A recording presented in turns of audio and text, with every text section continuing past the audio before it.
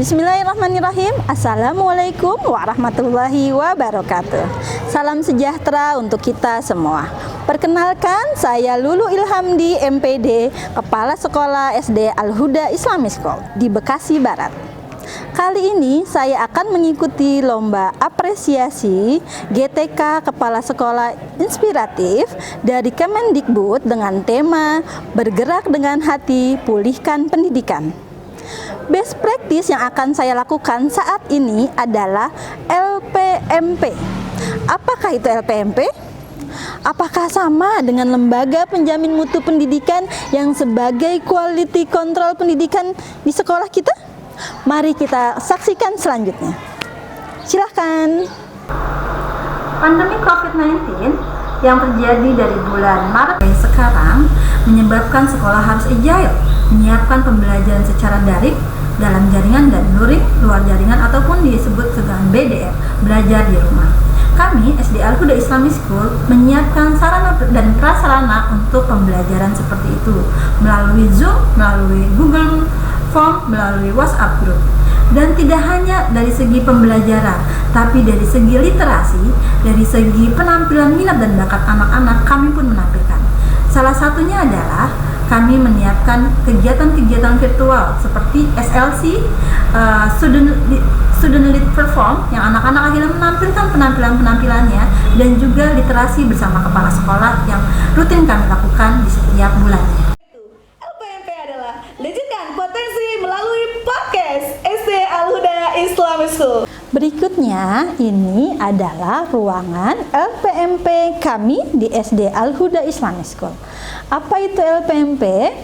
LPMP adalah Wujudkan Potensi melalui podcast. Dalam ruang ini, anak-anak akan diberikan kesempatan yang sangat besar untuk melejitkan hidden potensi mereka melalui 1.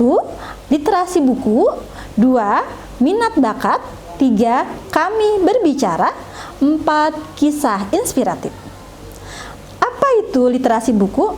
Literasi buku adalah ruang untuk meningkatkan daya baca sehingga menjadi kebiasaan, kemudian akan menggiring mereka kepada kemampuan berpikir, menulis, dan insya Allah akan melahirkan sebuah karya.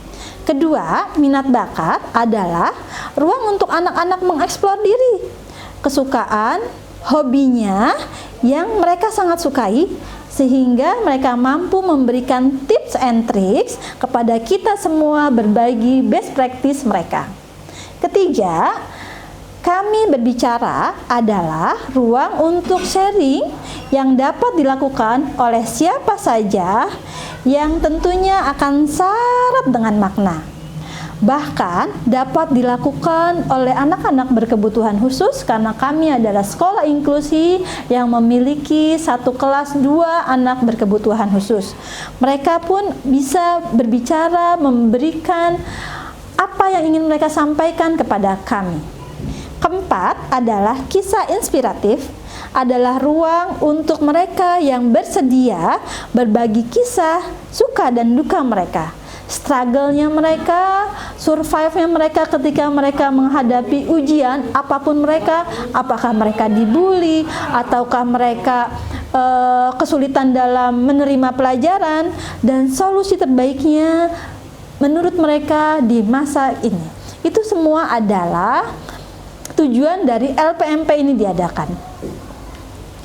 Selain LPMP yang sudah saya sebutkan, beberapa best practice yang akan kami lakukan di masa pembelajaran blended ini adalah permainan-permainan tradisional yang akan kita tempel di lantai-lantai koridor sekolah. Permainannya seperti apa? Permainan misalnya seperti ular tangga yang kita tempel di koridor sekolah, dan juga ada catur, juga ada ludo, juga ada papan deplak ya.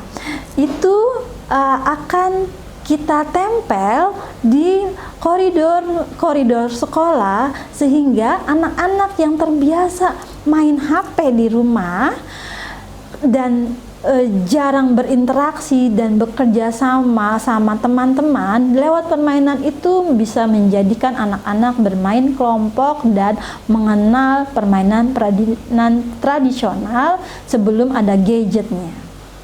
Follow up dari permainan ini adalah kita menjadikan permainan tradisional itu kita masukkan ke LMS, Learning Management System, yang sudah dimiliki oleh sekolah. Dan podcast kita pun menjadi podcast yang kontinu, yang setiap anak bisa menampilkan minat dan bakatnya hingga sampai nanti kita ketahui lulus sekolah SD sampai SMP kita nanti undang lagi. Mungkin itu, dan kuliah juga nanti, di mana kita akan lulusan dari sekolah sini akhirnya bisa diketahui dan bisa diwawancara di podcast ini.